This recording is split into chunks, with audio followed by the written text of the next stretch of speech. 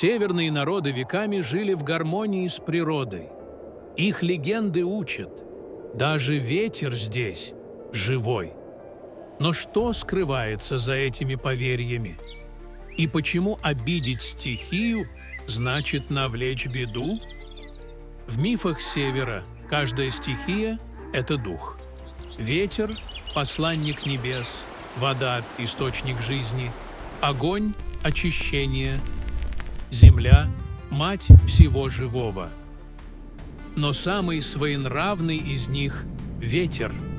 Чукчи верили, если кричать в бурю, он унесет твой голос в вечность.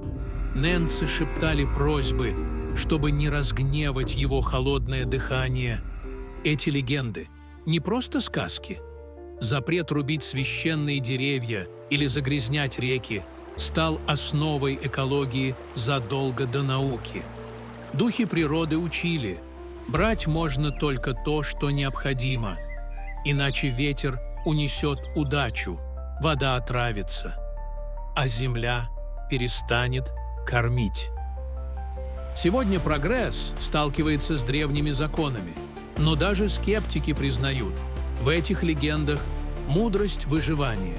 Современные шаманы говорят, ветер больше не мстит, он предупреждает, шторма и ураганы – это крик природы, которую перестали слышать. Обидеть ветер все равно, что отвернуться от предков. А они знали, чтобы выжить, нужно слушать,